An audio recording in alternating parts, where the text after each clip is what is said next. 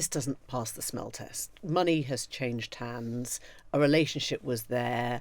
Critics of the Labour Party will be saying, she has to go, she has to go. If you had to spell out, what has Tulip Siddiq done wrong that would mean she could no longer perform on the front bench? Why were you gifted these properties? What's a good explanation for why your then teenage sister was given this property you lived in? Or, as you've said, she was lauded, Hasina was lauded by world leaders until the point where she fell. So arguably, if she hadn't fallen from power, none of these questions would have arisen. Siddiq's been an MP for nearly 10 years. She's been an MP for 10 years and has lived in that flat, or has been the beneficiary of that flat for many years. So it's only now, because Hasina's no longer in power, that we are able to ask these questions. it is a fact now that Siddiq benefited from properties gifted by those connected to an allegedly corrupt regime. That's just there. Before you watch today's episode, we want to remind you that tickets are on sale for the newsagent's live shows with HSBC UK. We're kicking off our tour at Birmingham Symphony Hall on February the 17th. Then we're off to the Bridgewater Hall in Manchester, that's on February the 24th. And finally to Usher Hall in Edinburgh on March the 11th. Head over to Global Player to get your tickets for any of those dates. The link will be in the description below. We're really excited to see you there. Will you resign? Tulip Siddiq, will you resign today? Good morning. What will your campaign leaflets going to your aunt's palace? How can you be an anti-corruption minister when you're being accused of corruption? Are you history's unluckiest anti-corruption minister? What did Keir Starmer say to you today? Those are journalists outside the house of the Labour minister Tulip Siddiq in North London, in Hampstead. And they're asking if she's going to resign. She's already been called on to resign by the Conservative leader, Kemi Badenoch, and her Shadow Chancellor, Mel Stride. And today we're going to dig a bit further into what has actually gone on in Tulip Siddiq's past, in her family connections, that has prompted these kinds of questions to the corruption minister. It is a really remarkable tale that somehow links Tulip Siddiq, an MP in Camden, with the former Prime Minister of Bangladesh and even Vladimir Putin. And the question which is now circling around Siddiq and Keir Starmer is whether the anti-corruption minister can stay in place when potentially she's being accused of corruption herself. Welcome to the Newsagents. It's Emily. It's Lewis. And this story goes back, in one way, many, many years, and in another way, to the events that unfolded in Bangladesh in August of last year, when Tulip Siddiq's aunt, Sheikh Hasina, who was the leader there, was deposed by a student uprising. Because many of these questions have come to light as a result of Hasina being ousted from power. What we now understand about her regime and what we now understand about the relationship she had with her niece, Tulip Siddiq. Yeah, and this relationship is now haunting Tulip Siddiq, who is a close ally of the Prime Minister, Keir Starmer, his constituency neighbour. And as Emily was saying, it's not like this is the fact that they had this relationship, that she is the niece of the former Bangladeshi Prime Minister, now deposed, is new. But we are learning things about the regime, and we are learning things in particular about how allegedly corrupt it may have been, particularly in terms of embezzlement and so on. And it has raised questions largely from the Sunday Times, who have been reporting on this story, raised questions as to whether it might be that Tulip Siddiq has personally benefited from properties and money that in some way may have been corrupt or obtained via corrupt means. And the Sunday Times has been putting lots of questions to her and to the government. They haven't actually answered them directly. What she's done instead is refer herself to Sir Laurie Magnus, who is Keir Starmer's ethics advisor, the person who investigates whether any impropriety has taken place on behalf of his ministers. But as she has been, this Siddiq story has been on the front cover of the Sunday Times for a couple of weeks now. It's been gaining momentum for reasons we'll discuss. And Kemi Badenoch and her Shadow Chancellor, Mel Stride, took to the airwaves on Sunday saying that Tulip Siddiq has got to go. I think it's untenable for her to carry out her role. So she has been on the receiving end of some very serious accusations around the corruption and so on around Bangladesh. She is the minister who is the anti-corruption minister. And I think when you're in a situation where that is the story around her with the various elements to it, and where she has now referred herself to Laurie Magnus, the Prime Minister's advisor on ethics and standards and so on, I think that position is just untenable. The difficulty is that obviously the opposition are calling on Tulip Siddiq to go because none of this feels right. It doesn't pass the smell test. We know about houses, we know about properties, we know about deposed rulers, and we know about the connection. But what we're trying to ask, I guess, is what Siddiq herself has actually done wrong. Some of it may in fact go back to questions of transparency. She has always maintained she didn't actually have much contact with her aunt. She was on a trip with her aunt to see Vladimir Putin. There are questions around that meeting which have never been fully explained.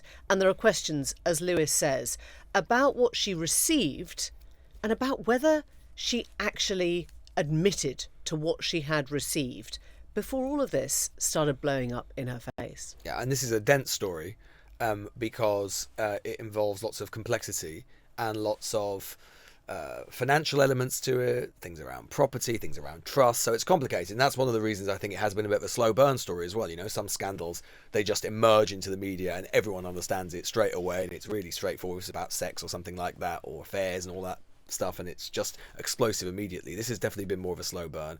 So we wanted to try and understand it as fully as we can. Not least because, of course, it is entirely possible that Tulip Siddiq, as she says herself, she says she's done absolutely nothing wrong. Yes, she's got this relationship with her aunt, but she can't help who her aunt is. Everyone's got crazy family members.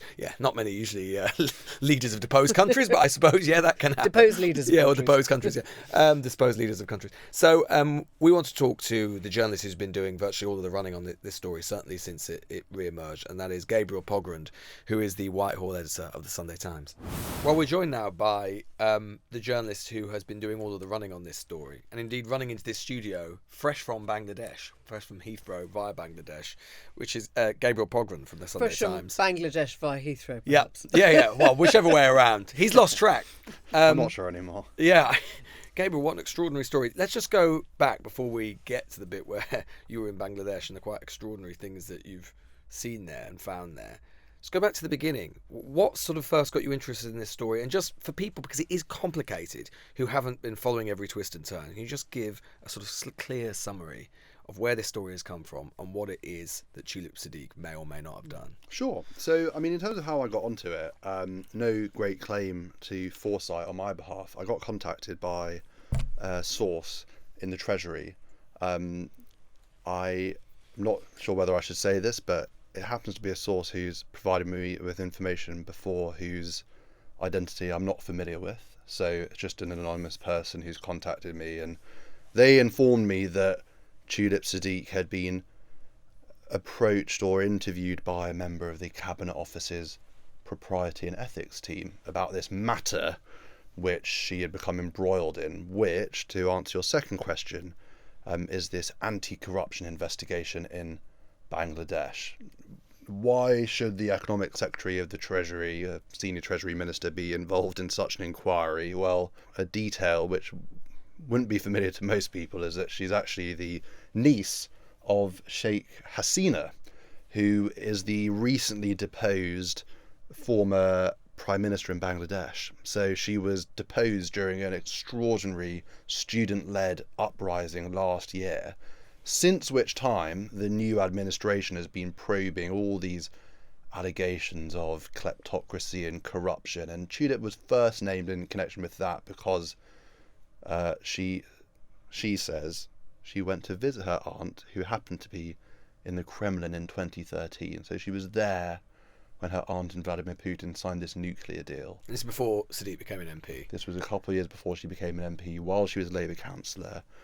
And she is said to have benefited from this deal in some way. She emphatically denies that, but what she's not been able to deny, and herein lies the source of her current predicament, is that, as revealed by the FT, the Mail and ourselves, there is this whole string of properties that she and her family have benefited from, have been gifted, and which were bestowed upon them by allies of her aunt's party, the Awami League. We're just getting a sense, Gabriel, of what this regime looked like. She was deposed in August after the uprising, and there are a lot of allegations now about the kind of rule that Sheikh Hasina had. I mean, the disappearance of political prisoners, the execution of prisoners, the wealth that she amassed in there. Is it because of what we now know about the regime that these questions are being asked? Because they weren't being asked before. Yeah, I mean, let's, to be totally straightforward about one dimension of this, which is, Bangladeshi politics is turbulent, and right. Sheikh Hasina was not a pariah. On a global stage, she was courted by Western leaders. She was lauded, wasn't she, for quite a long time? Was lauded as a female leader and personification of, I think she was the second female leader of a Muslim country after Benazir Bhutto. I will be fact checked on that. But no, she was hailed for what she represented. But as you say, since her downfall, I think a lot more has come to light. I mean, the real proximate cause of her downfall was there was this student uprising. And I've now seen, when I was out there, I spoke to a lot of people, and some of them just showed me footage on their phones, and others have been working on more investigative journalism out there. There was this response to the student uprising where people were being shot at point blank range in the street. There were many years of enforced disappearances and dissidents being cracked down upon. And that's a sort of violent and bloody dimension of her leadership. The other, which I'm sure we'll come on to, is just the astonishing wealth enjoyed by this tiny top tier of people, many of whom are now the beneficial owners of homes in Mayfair and Hampstead. You've been inside the palace, the resident, essentially. You're the only journalist. It sounds like you're the only person in there this weekend. Just give us a sense of what you were finding. So this is the former palatial residence of Hasina. I've got to say it was one of the most surreal experiences of my life. I don't think I'll ever do anything like it again. I managed to negotiate access, and the military police that oversee the running of the site let me in. It has been cordoned off, this residence, since the revolution last year. So there was this period of about 96 hours in which students were walking in and then walking out with almost comical objects like £1,000 pillows and just an enormous frozen fish in one instance. All the trappings of this. Sounds like John Sopel's house. I've not been, but there was amazing footage. In some instances, live animals, jewellery, money, actual cash was taken out. But after the revolution, it was cordoned off, guarded by the military. I got let in, and the first thing I saw was there was this national appeal after the uprising for people to bring stuff back. So there's this whole massive storage area in the front of just stuff that people have brought back. The first thing I saw, literally the first object, I saw a gold-rimmed chair and then a leather massage chair. And I walked into this warehouse, and this stuff, I mean, for a journalist, it's like you're on cloud nine, because you know that no one can have examined it, but it's just lying there. Some of it covered in dust or so obscured by the other flotsam and jetsam lying around that you do need to poke around a bit. But I found this one document which was amazing, which was this book itemising every gift conferred upon Hasina by a visiting dignitary over the last few years. So I saw that Emmanuel Macron had gifted her a very stylish scarf. There was stuff from Gazprom. I'm not sure I mentioned that in my piece. You said Alok Sharma as well. Alok Sharma. A teacup or something. Former business secretary. It was very British. That our then foreign minister Alok Sharma just gave her a lousy piece. Literally, it looked like one cup. I bet the Gazprom fellas had something a bit better. Yeah, they pushed the boat out. Yeah. They got at least 2 teacups. Yeah. It was a remarkable sight. And then I went into the house itself, and you go in through this marble panelled entrance area up through a grand staircase, and there was this janitor there, this very gentle bloke who had worked there under Hasina, so could point out, oh, here's where Tulip and her siblings used to play as kids. This was Hasina's bedroom. This was... So wait, Tulip did used to go there? Because one of her defences has been that she's had very little relationship with her aunt. Did any of that come unstuck from what you saw? Well, look, I think you can't make the serious case that she doesn't have this relationship with her aunt, and though she has sought to in the past, it took me no more than 10 minutes to find evidence in the house of their proximity. There was quite a lot of Labour Party paraphernalia lying around. I found an annual report dating from 2022 produced by Tulip Siddiq telling constituents about her work. There was this bit of campaign literature from Camden Labour Party in this Bangladeshi former presidential palace, prime ministerial palace. It was so incongruous. It was weird. so incongruous, and also it was mixed around all this other stuff like Cold War diplomatic cables, histories of the assassination of Hasina's father, and then you're like, is that what I think it is? So we saw this thank you note from another general election, and then this was weird. In the list of gifts, I also saw that one of the regime-linked newspapers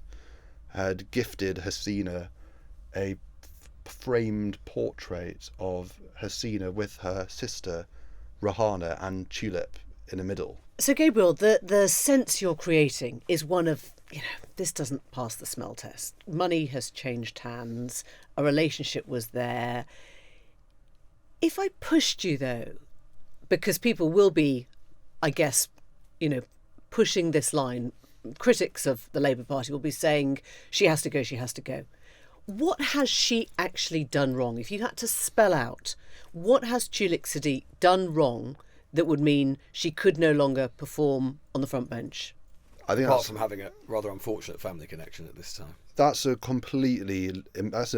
a legitimate and it's an important question, and also it's a question we always dwell upon. Why are we doing this? Does it matter? I suppose my answer is twofold, and I would add the caveat that I don't think she ought to stand down or that she ought not to. It's not really for me to say, but number one, she is our minister entrusted with preventing financial crime and money laundering, and I think it's reasonable to say that we should expect at least transparency on the theme of these properties gifted to her by regime elites. I've found that she recently, a couple of years ago, was speaking out about the abuse of offshore trusts to obscure beneficial ownership, and now, as a result of our reporting this weekend, we know that she spent several years living in a property gifted to her family after this complex series of transactions, but essentially it was a Panama Papers trust that purchased this house in Hampstead that she lived in. And I think that therefore there is this tension between her role and the degree of transparency so far. We don't know enough. What you're saying is we don't know enough necessarily about, in terms of some of the properties that are involved. They've clearly been connected to her family, some of which in some way she has potentially benefited from. We don't know enough about where the money has come from. There could be the potential for corruption in terms of where that money has come from. Well, it is a fact that she is the beneficiary of those connected to the regime. I mean, when I say it's a fact, I mean she owns a flat in King's Cross that was gifted to her by a businessman linked to the regime. A regime which was full of embezzlement and corruption. Bangladesh is one of the most corrupt countries in the world. It's beneath Liberia, Nigeria and Russia in the Transparency International Corruption Perception Index. So it's a country which its own leader now says has been devastated by corruption. The previous regime gifted properties to allies. It's not just Tulip Siddiq who is a beneficiary of that. Her sister received the property. Her mum currently lives in a house in Golders Green in North London, owned through an offshore trust, gifted to her by a senior player in the regime. And so I think that for the anti-corruption minister to have in any way apparently benefited from her ties to a corrupt regime poses questions. It doesn't mean they can't be answered, but I think part of the problem, maybe I'm just using you for a therapy session, because as journalists we always get annoyed when we don't get We answers. always do that here, actually. I mean, you'd be surprised how many people put You're their not the feet up on first. that table. Yeah. Yeah, invoice me after. But it's just, it's my job to be annoyed when people don't answer questions, and we have just routinely said, why were you gifted these properties? What's a good explanation for why your then teenage sister was given this property you lived in? Or I mean, the weirdest thing about this is that, as you've said, Hasina was lauded by world leaders until the point where she fell. So arguably, if she hadn't fallen from power, none of these questions would have arisen. The gifting, the money, the benefactor. Siddiq's been an MP for nearly 10 years. She's been an MP for 10 years and has lived in that flat, or has been the beneficiary of that flat for many years. So it's only now, because Hasina's no longer in power, that we are able to ask these questions, right? Totally true. I mean, I will briefly say, I would like to briefly pay credit to Channel 4, which many years ago, back in 2017, challenged Siddiq. They asked whether she would contact her aunt in connection with this enforced disappearance of a British educated barrister. The lawyer, exactly. Yeah. She responded by saying, "Are you calling me Bangladeshi?" And she actually later, I've since learned, reported the Channel 4 team to the police for racially aggravated assault, which ended with no further action. You may or may not be surprised to hear. But a lot of this has come out because she was named in connection with this nuclear case. And in the interest of fairness, we should also say almost everybody I spoke to in Bangladesh said that nuclear business seems like fake news. But the properties themselves, well, that's just there in black and white. And it is true that it is this wider anti-corruption inquiry which has prompted a lot of journalistic inquiry. And it's true as well, isn't it? You reported on this Sunday, that the new Prime Minister of Bangladesh has actually said that Tulip Siddiq should apologise.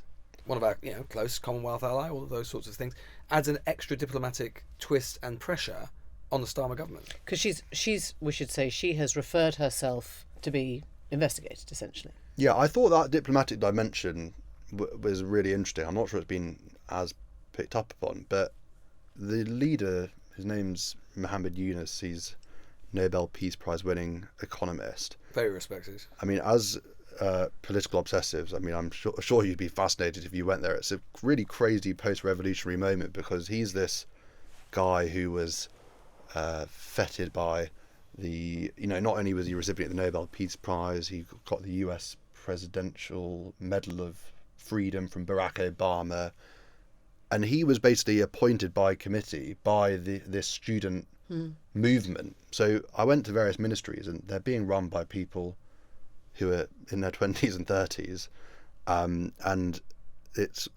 they're called advisors, not ministers, and it's all very temporary, this temporary administration. But he's at the helm of it, and he's been entrusted with reforming the constitution and the economy before passing power on.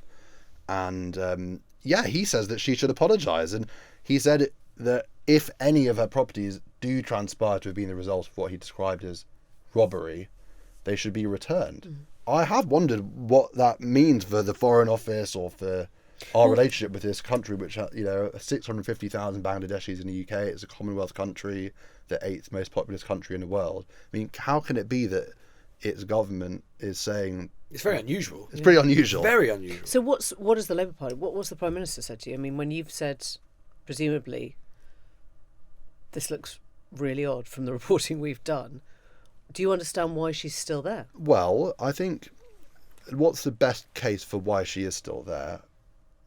I think it is because the underlying allegation, which is part of the official inquiry, namely this nuclear business, does seem to be nonsense. I mean, it's a funny tale, that visit to Moscow, because Tulip Siddiq has actually said that she wasn't part of her aunt's delegation. She was pictured with her aunt and Vladimir Putin, but she said she attended the signing ceremony because she didn't have as much time as she wanted to see her aunt at that time, and so the most convenient place to see her So she was happened to go to Moscow and meet Vladimir Putin almost by accident. as we all As we do. as one Yeah. does.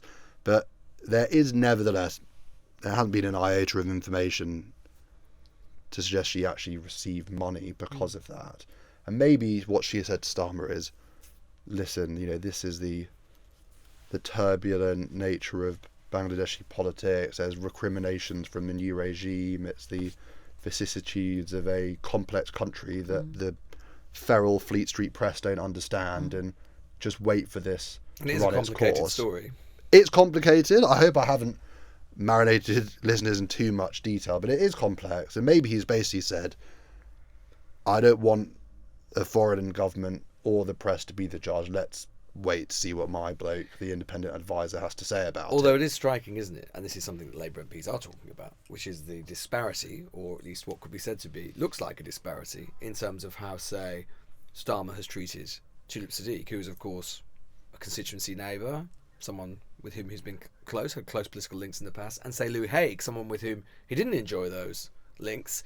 And you could say, actually, was something about, events some time ago, and there are Labour MPs who have noticed that. That is a distinction that nobody has yet explained, because Lou Hague's feet didn't touch the floor when it was deemed that she had been insufficiently candid about her handling of that previous fraud conviction. And we still don't know exactly, because Starmer then later said, well, something new came to light, but he's never expanded. He's never actually said what it was that he learned, which meant that he felt he had to take extra action. And he did say previously, it was one strike and you're out. I mean, is Siddiq on one strike or not? Well, I've also got this feeling, I don't actually know what the remit of this advisor could be, because he doesn't have the tools at his disposal. You mean Laurie Magnus, Laurie independent Magnus. advisor? A lot of advisors in this story. The ethics advisor. Yeah, so on Sunday, for instance, we reported that this Panama Papers trust had gifted a property to a regime ally who had then gifted it to Siddiq's family. Well, that required my colleague Manuel Midolo, an excellent investigative reporter at the Sunday Times, to contact the consortium that did the Panama Papers to get these documents. I had to doorstep 3 properties in Dhaka to try and give these people the right of reply. I don't think anybody's suggesting that Laurie Magnus is getting on an FCO chartered plane to Dhaka. I want to film it, if so. Yeah, exactly. It's a hell of a buddy movie just waiting to happen, you and Magnus. I'd happily join him. Laurie, I'll join you if you want me there. But, genuinely, I was waiting in the bloody reception of this logistics and oil refinery business in Dhaka, owned by the people connected to the trust that gifted it to the ally that gifted it to the Siddiqs. And I think what's tough is, I think the thesis has been upheld. It is a fact now that Siddiq benefited from properties gifted by those connected to an allegedly corrupt regime. That's just there. Mm-hmm. So what is being tested now? Is it the nuclear business? Probably not. I don't really know. I sense it might be whether she has told the truth publicly and how she's comported herself. And there is this difficulty, which is that she did say that one of the properties had been given to her by her parents when that turned out not to be true. So, but the actual essay question has not been refined, I would say, so far. The main thing is, it seems to me, is what you're saying is that that this remains extremely opaque. And the fact is that neither she nor the Treasury have answered the detailed questions that you and the Sunday Times have put to them. That's right. And to be fair, they're not pretending to either. Sometimes you get the party actually defending a position, whereas in this instance, the position they're defending is there's a process. They're not trying to say, oh, hold on a minute, that gentleman who supplies... They're playing for time, in other words. They'll see what happens. They'll give it a few weeks. Probably if the story gets bigger, she'll go. And if the story dies down, she'll stay. I think that's very pithy and accurate summary of the situation. Gabriel, fantastic to have you in. Thank you so much. Go and lie down. I will. Thanks, Gabriel. Hope I don't look too tired. We haven't spoken much about those LA wildfires, which have now claimed the lives of more than 20 people and ruined tens of thousands of houses all along that part of Southern California. But what we are going to do is talk about disaster and disaster management in an age of misinformation, because in the 3 days since those fires broke out, we have seen false claims of federal disaster relief funds being diverted to migrants. We've seen criticism of environmental practices. We've heard claims that fish were protected over people and that Ukraine has received money instead of Southern California. And so we wanted to just dig in a little bit to where some of the criticism of the response from California, from the California governor, has been valid and where the whole thing has been utterly made up. This is Gavin Newsom, who is California's governor, speaking on Pod Save America at the weekend. What's the disinformation you were referring to in the letter, and what is the correct information? Well, I mean, look, what the president-elect was saying about state water project and the Delta smelt somehow being culpable of somehow leading to some of the challenges that we face down here. It's words. It's a salad. It's the form and substance of fog. It's made up.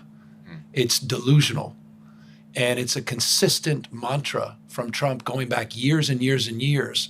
And it's reinforced over and over and over within the right wing. And so it's become gospel. And it's so profoundly ignorant. And yet he absolutely believes it. It's not an ignorance on his part. It's sort of an indelible misinformation that he sort of manifested, a falsehood, and he decided to bring it into this crisis.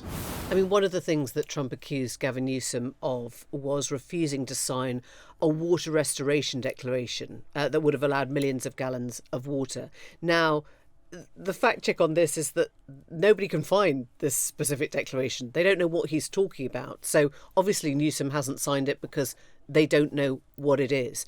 But there are some that are actually more valid, which is about a reservoir being empty, under maintenance at the time when the fires broke out, and about a failure of water in the water hydrants to appear. So there had not been enough water for the firefighters to use. Yeah, and look, there isn't going to be a disaster of this scale in any country where there aren't going to be really searching questions asked about local, state, federal authorities. Obviously, perhaps the best example comes to mind is, Katrina in 2005 in Louisiana, which was, and I think that haunts politicians, right? Because in some ways, George W. Bush's reputation never recovered in terms of how he handled that. And, Newsom, I mean, as ever, there's always going to be political context for everything, right? Because just in case you're not familiar with Newsom, he is inevitably going to be, or would have been, certainly one of the front runners for the Democratic nomination in 2028.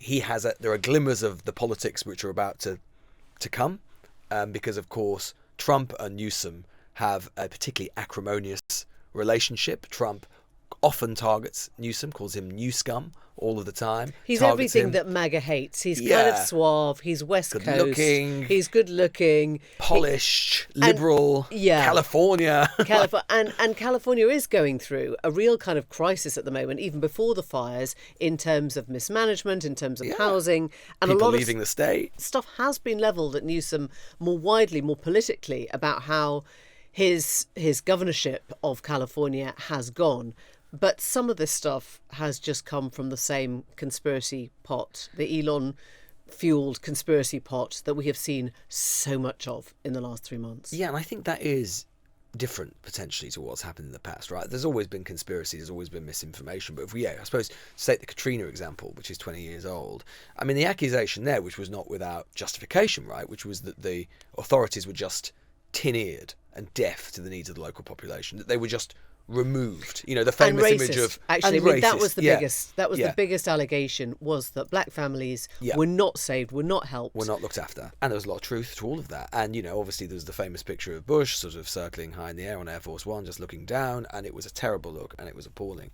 This is different, though. I think the sort of constant barrage, as you say, Emily, of this question about fish, about using reserves to protect an endangered species of fish, about a declaration which no one can find any existence of. But as Newsom was saying there, these things become embedded straight away, right? It goes in the kind of endless cycle that we talk about, the kind of ecosystem that we talk about all of the time. I suppose the question is to what extent, how kind of potent this misinformation, these conspiracies become, and how much kind of in terms of how much for someone like Newsom and the state authorities, when they're dealing with all of these things, to what extent are these things having to kind of to bat these things off, to actually have to say, no, that's not right? To what extent is that a distraction, and how much of a distraction does it become in terms of the actual dealing with the day-to-day realities of the crisis itself? I think that's the potency, and we saw it in the typhoons that were just before the election, particularly in North Carolina, also in Florida, where we heard Trump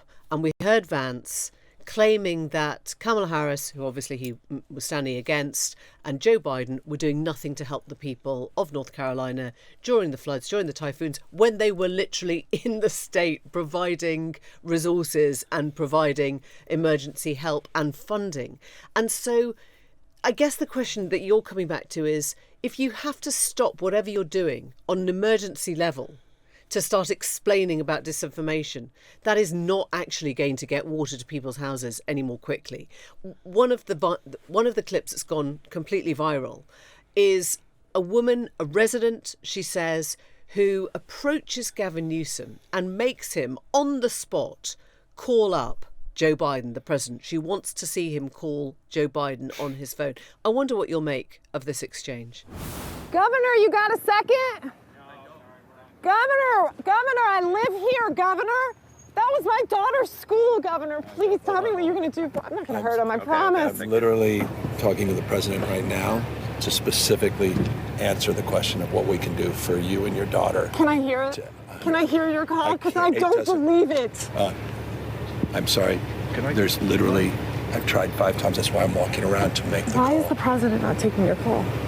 Because it's not going through. So Why? I have to get cell service. So let's get it. Let's get it. I want to be here when you call the president. I appreciate it. I'm doing that right now. And it's to immediately get reimbursements, individual assistance, and to help you. I'm devastated for you. I'm so sorry, especially for your daughter. I have 4 kids losing the school. Everyone who went to school there, they lost their homes. They lost 2 homes because they were living in one and building another. Governor, please tell me. On the one hand, a very powerful witness testimony from a woman whose daughter's school has just disappeared in the fires. On the other, perhaps a great viral moment that she is very aware of, where she personally forces the governor to confront something that he cannot do, which is get through to Joe Biden. I do think that there is the potential for some long-term political damage or long-term political implications to this, both in California, which is important nationally, but wider as well, which is that one of the most potent lines of attack that Trump had in the election, and we saw this in the evidence, was the idea that blue states were being uniquely mismanaged, and that's why people were leaving them and all of these sorts of things. And we know that had real effect, because actually it was in the blue states where the swing to Trump and to the right was greatest, the places where the Democrats weren't fighting that hard, maybe they weren't trying to sort of fend off some of this misinformation, whatever, and there are elements of mismanagement as well, so it's not all complete misinformation. But this is, whatever the realities of what goes on in California, and to what extent the state government is to blame, or Newsom is to blame, or the mayor of LA is to blame, or whatever the realities of it, this, I think, is going to be a rich seam for the Republicans in the coming weeks. And I think that matters not just because it puts Trump on the front foot politically because he hates going like Newsom. It also matters if we're thinking ahead even to like 2026 for the midterms. Where's one of the places where the Democrats need to advance to take back the House, for example? It'll be in California. Look, the incredible thing about this is that right now, people should be turning to Trump and saying, you're the man that wants to drill. Do? You're the man that doesn't want electric cars. You're the man that doesn't believe in carbon as a negative. You're the man that should be taking climate change seriously. But that conversation has been pushed down the running order, right? Because right now, all they're doing is defending their record. They're not levelling these charges at Trump, that he doesn't give a damn about climate change. Because climate change still, even in people's minds, even people now in America think that climate change is over there in the future, whereas the fire hydrants is today, is now. And so for now, the Trumpites have got away with this. They don't have to actually address the biggest question in the room, which is, well, do you still not believe in climate change when all this is happening around you? And meanwhile, you have Elon Musk, who previously had been very keen on action to try and combat climate change. One of the kind of cleavages between him and Trump, taking to it's a lovely X. word, that. Cleavages. Yes. I like to talk about Trump and cleavages in the same sentence wherever I can. It's very important.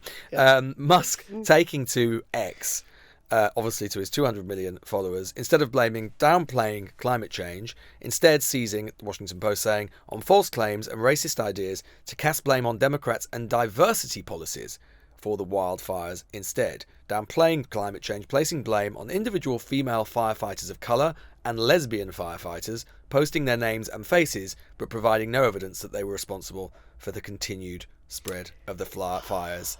I mean, that is astounding. You've got the world's... I mean, we hate to keep coming back to Musk in so many ways, but all roads, inevitably, do lead back to him, or at least some of them do, for quite a lot of stories. Him blaming diversity hires on the firefighters. I mean, it's pathetic. Well, I think there is a small window where Musk is exploiting something that he knows well, which is the Democrats are on their knees. The left of America are on their knees. They are ready to ask themselves questions about, identity politics. They're ready to ask themselves whether they have put, identity ahead of whatever experience or skills or the right person for the job.